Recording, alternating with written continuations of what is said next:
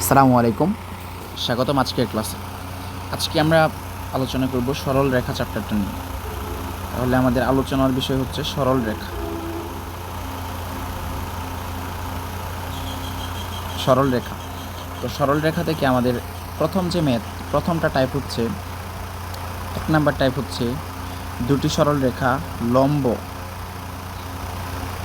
দুটি সরল রেখা লম্ব হওয়া শর্ত। লম্ব হওয়ার শর্ত।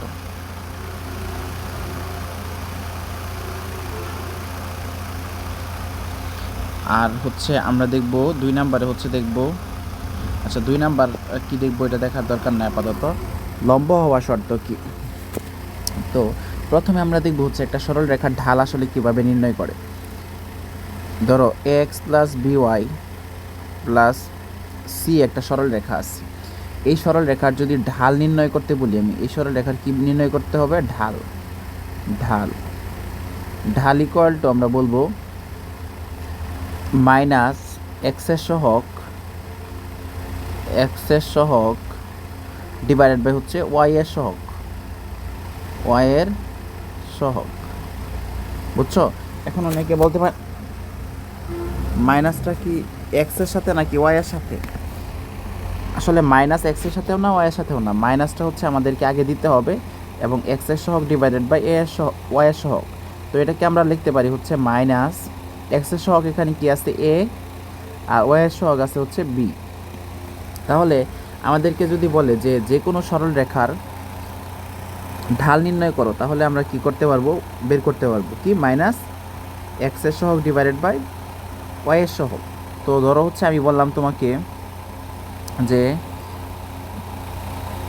2x প্লাস 3y প্লাস 5 এই সরল রেখাটার ঢাল নির্ণয় করো। এই সরল রেখার ঢাল নির্ণয় করো কিভাবে করবা, সরল রেখার ঢাল আমরা জানি কত, মাইনাস এক্সের সহ কত 2 আর ওয়াই এর সহ কত 3, এটাই হচ্ছে এই সরল রেখার ঢাল।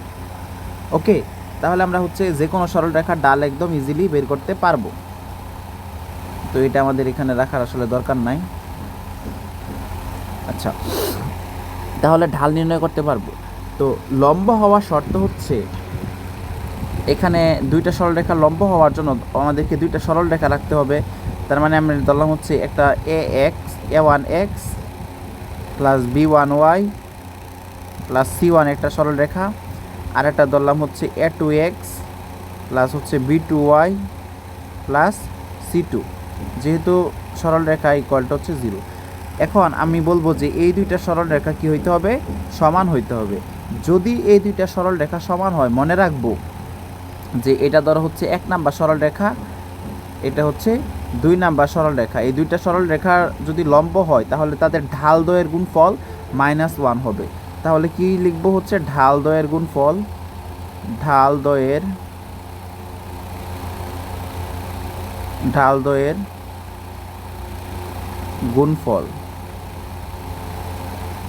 গুণফল কত হবে, -1 হইতে হবে।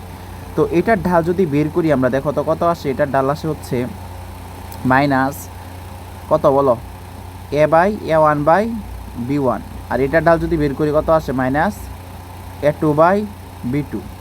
তো প্রশ্ন মতে আমরা হচ্ছে লিখতে পারি কি, -a1/b1 into -a2/b2 equal to কত, -1।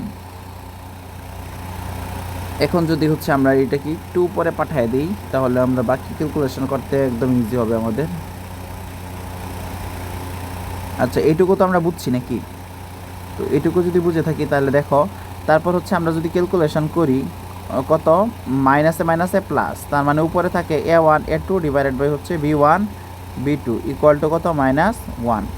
তো এখান থেকে লিখতে পারি কত, এখান থেকে লিখতে পারি a1 a2 equal to -b1 b2, বা এখান থেকে লিখতে পারি a1 a2 plus b1 b2 equal to কত, 0। এইটা আমাদেরকে হচ্ছে মনে রাখতে হবে, এইটা হচ্ছে আমাদের মনে রাখতে হবে কি, a1 a2 plus b1 b2 equal to হচ্ছে 0।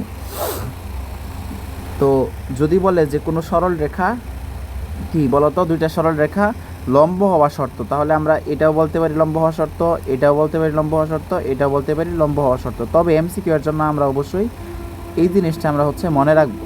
ওকে, এই জিনিসটা আমরা মনে রাখবো, a1 a2 plus b1 b2 equal to হচ্ছে 0 হবে।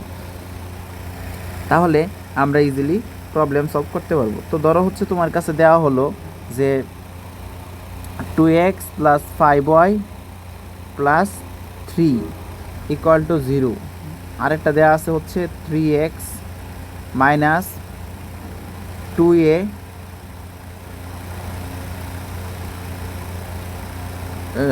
প্লাস 2ay ধরলাম প্লাস 3 ইকুয়াল টু হচ্ছে 0। এই দুইটা সরল রেখা দেওয়া আছে তোমার কাছে। এখন বললো এই দুইটা সরল রেখা যদি মানে হচ্ছে সমান হয়, তাহলে a এর মান কত, তাহলে কত a এর মান কত, এটা যদি বের করতে বলে তাহলে কিভাবে করবা? তাহলে আমরা জানি a1 a2, তার মানে দুইটা সরল রেখা যদি সমান হয় a1 a2, তাহলে a1 কত আছে 2, a2 কত আছে 3, প্লাস b1 b2, b1 কত আছে 5 ইন্টু b2 কত আছে মাইনাস 2a, তাই তো, ইকুয়াল টু হচ্ছে 0। তো এখান থেকে আমরা যদি হচ্ছে করি, তো এটা হচ্ছে আমি এইখানে করব। তো দেখো 3 দুগুণে 6 প্লাস 5 দুগুণে হচ্ছে মাইনাস 10a ইকুয়াল টু হচ্ছে 0, বা হচ্ছে 10a ইকুয়াল টু 6, বা a ইকুয়াল টু 6/10। এটা যদি কাটাকাটি করি, 2 দ্বারা যদি কাটাকাটি করি কত হয় বলো তো? 3/5। এটাই হচ্ছে আমাদের আনসার। তো আশা করি আমরা বুঝতে পারছি। তো এভাবে আমরা হচ্ছে প্রবলেমগুলো